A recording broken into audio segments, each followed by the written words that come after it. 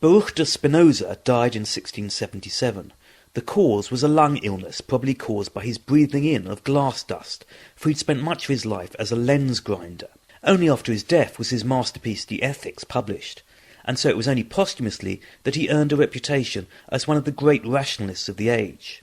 In The Ethics, a book written with the formal apparatus of geometry, definitions, axioms and so on, he discusses a key concept in his philosophy, what he calls the passions. So what does Spinoza mean by the passions? Sue James is a Spinoza scholar and Professor of Philosophy at Birkbeck College. Susan James, welcome to Philosophy Bites. Well, it's very nice to be here, thank you. Now, the topic I want to focus on today is Spinoza on the passions. But before we get on to the passions, could you say a little bit about who Spinoza was? Well, the Dutch always say that Spinoza is their top philosopher. He was a Dutch philosopher living in the 17th century, the son of two Portuguese Jewish immigrants who'd come to the community of Amsterdam to escape religious persecution from the Inquisition. His father and mother had arrived just a little while before he was born, so that was the milieu in which Spinoza grew up. And in his early 20s, he started life as a merchant in this community, trading things with Portugal, mostly olive oil and dried fruit and that sort of thing. Then, at some point, he seems to have got interested in extending his philosophical education and to have moved outside the Jewish community to a school which was run by a rather colourful ex-Jesuit called Franciscus van Enden, who taught all sorts of people and was at the centre of an intellectual circle of rather radical, free-thinking types of one sort and another. Merchants, professionals, the director of the Amsterdam Theatre, all sorts, including Spinoza. Shortly after this, for reasons that we don't really understand, Spinoza was excommunicated from the Jewish synagogue in a very ferocious way, so that his excommunication was absolutely permanent. And at that point he embarked on life as a sort of freelance philosopher of no faith, which was very unusual even in a tolerant community like Holland at the time, and began to do his own philosophical work. So what did he write? Well, he began by writing some treatises, short treatises, trying out various bits of the philosophical ideas that come later, then wrote a sort of summary in this strange geometrical style that he favoured of the works of Descartes' major work, The Principles of Philosophy. And that was the first thing he published and the first thing that sort of made him known. So he became known as a Cartesian philosopher, which was quite a radical thing to be in Holland at the time. And after that, began to acquire an international reputation as somebody who really had interesting ideas, both about what we think of as philosophy and about what they and we think of as theology. But it's The Ethics, his book The Ethics, that's one that's most studied now. And that also was written in this bizarre geometrical style. Why do you think he used that style? First of all, this geometrical style, which was modelled on Euclid's geometry, consisted of a series of axioms and postulates from which various theorems and their consequences were deduced. And it was thought to have a sort of unique epistemological status. It provided you with a proof that the conclusions that you arrived at were really certain. I think that another thing that Spinoza is doing in using this is to draw attention to the point that he is doing philosophy with a capital P. What he's doing is nothing to do with theology, which has its own modes of operation. Now, he had really interesting things to say about the passions. What did he mean by a passion? To understand what Spinoza means by passions, we need to go back a tiny bit to this idea of Spinoza's that everything, individuals, stones as well as human beings, have a kind of capacity to maintain themselves as the sort of things as they are. So a stone will resist being smashed up by other things, and human beings, as much more complicated objects than stones, try to maintain themselves in all sorts of complex ways. And he called this trying to maintain yourself the conatus, a sort of striving. In human beings, it takes physical forms like the way that we breathe, the way that our heart beats, all the physiological mechanisms that maintain us, and also psychological forms. We actually try to make things better for ourselves, to hold ourselves together, and Spinoza puts it in a very general way, make ourselves more powerful. Now, our experience of becoming more powerful or becoming less powerful, sort of succeeding in maintaining ourselves or failing, Spinoza thinks is a lot of the time something that we experience as passions, as feelings of desire or joy when things work out, or sadness when they don't. And that's his most basic schema of the three fundamental passions. So all the time what you're doing is interacting with other things and striving to make yourself live in a way which you experience as more joyful and avoid the sad way of life. But the word passion suggests it's something passive that happens to us rather than an action. Is that right? Absolutely good, because Spinoza maintains that classical idea that insofar as we experience passions of the sort I just described, what we're doing is experiencing the way that external things interact with us. So here I am, I'm surrounded by lots of other objects. I'm interacting with them in ways of which I'm not and am conscious. And those interactions I'm experiencing not just as perceptions, for instance, of you sitting there, but as some kind of affective feeling. You know, are you a good thing or not? And you're not sure? Remains to be seen, huh? So, in what sense are they passive then? The passivity lies in the idea that you're being acted on by something and you're responding to it. Suppose, for the sake of argument, Nigel, that you're giving me a feeling of terrific joy for the moment, and this feeling is the result of a sort of interaction of you and me. It's partly to do with what you're like and the way you're acting on me, and it's partly to do with what I'm like and how I'm understanding you. So there's a passivity there. And Spinoza describes the kind of idea that I have of you, or indeed anything else that acts on me, as an inadequate idea. I think what he means here is that because this is an idea that stems from a particular interaction between you and me, it doesn't give me an accurate idea of your essence, what you're really like. And for that reason, passions can be the source of all sorts of distorted, and as Spinoza sometimes says, mutilated ideas, which can lead me into consequences that are not actually good for me. That's intriguing, because it sounds almost like psychoanalysis there, the sort of sense in which I might be projecting things onto my relationship which may or may not be there in real life.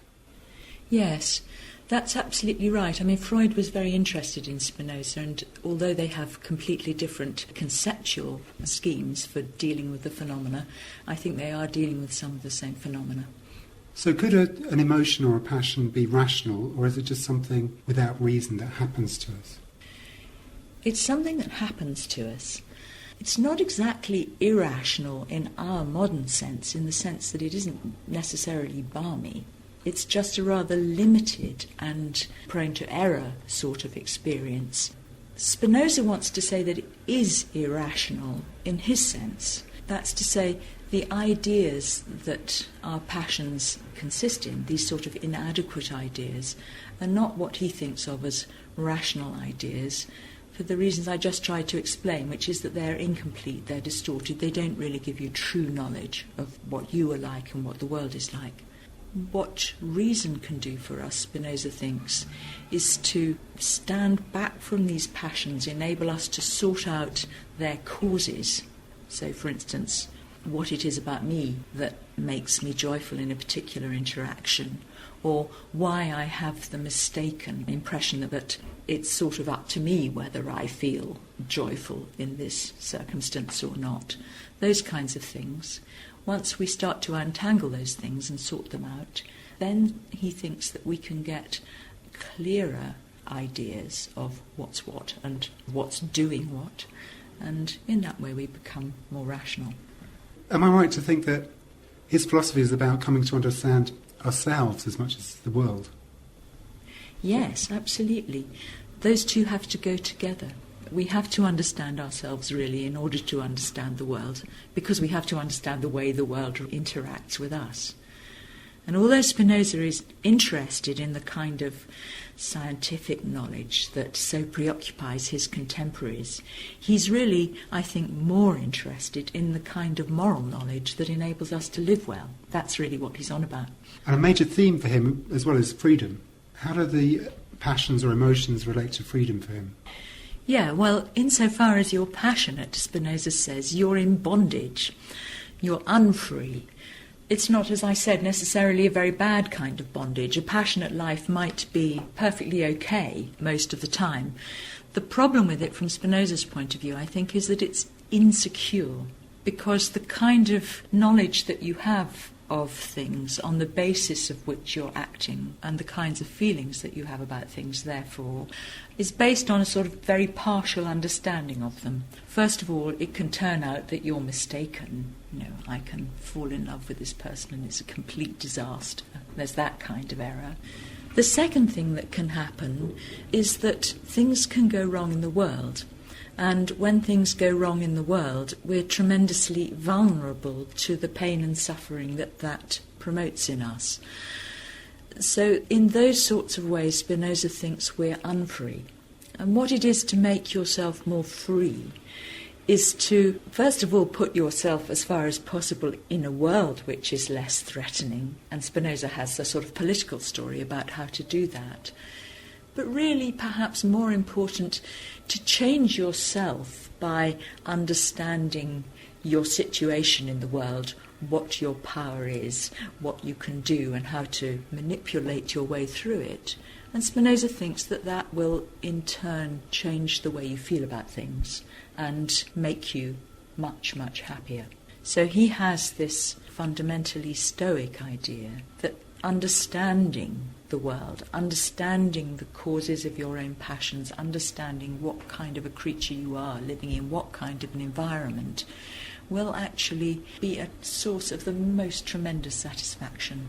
Now, this sounds quite an individualistic philosophy, the way you've described it, but you alluded to the fact that he's got a view about how this could relate to politics. Yes, it isn't really an individualistic theory for the following reason, that Spinoza thinks of each of us as an extremely tiny and insignificant part of a huge natural causal scheme, and thinks that each of us individually has an insignificant amount of power. So, although I can improve my lot in the way I described, I won't get very far on my own. The only way that we can really protect ourselves significantly is by doing this as a community. And Spinoza seems to talk about this in two different registers. In the Ethics, he talks about it as a project for a community of wise and virtuous people, people who understand the importance of learning to understand and who cooperate in order to do that. Then in a different work called the Tractatus Theologico-Politicus, he talks about the extent to which getting anywhere with that project depends on living in a reasonably propitious political community. So the question then is, how do you build a political community which will be optimal from the point of view of developing reason, which is Spinoza's way of talking about this project, and thus producing the kind of joys and pleasures of which human beings are capable. And ideally, he thinks that political community would have to be a democracy in which everybody was capable of contributing to the project of creating a rational understanding and becoming, I suppose I want to say, as free as possible. So freedom really is a collective project and a collective good. It does have to be said that democracy, as Spinoza understands it, is a very limited affair. It doesn't include women or the poor and so on and so on and so on. It includes male citizens who satisfy a certain sort of a property qualification. But I think nonetheless there is in his philosophy a kind of urge, an aspiration, if you like, towards a maximally inclusive democracy. And what part does God play in all this? Well, God for Spinoza is everything that there is. Spinoza eschews the idea that God is something that exists apart from nature, the creator of nature, or anything of that sort. At one point in the Ethics, he describes nature as God or nature. He seems to be saying they're really the same thing. That means that if you take everything that there is and think of all the causal power that there is, then that's what the power of God is, in a way, insofar as we become more rational, we become more integrated into this whole, Spinoza wants to say, and thus a tiny bit more divine. But coming back to the passions, there is an appropriate emotional attitude that we should have towards God or nature. Yes, which Spinoza describes as love, but love in a rather rarefied sense. He's not very interested in the kinds of loves that we have for other individuals or our families or whatever, precisely because he says, these are things that you can't really possess, and so they're a source of terrible trouble. God, on the other hand, is completely eternal and unchanging, and insofar as you can get to know more about him, nature, God, you can really possess this knowledge. It's nothing, obviously, like the kind of erotic love that we're familiar with, or even necessarily something that has a very strong affective pull. What do you think the lasting impact of Spinoza's view of the passions is?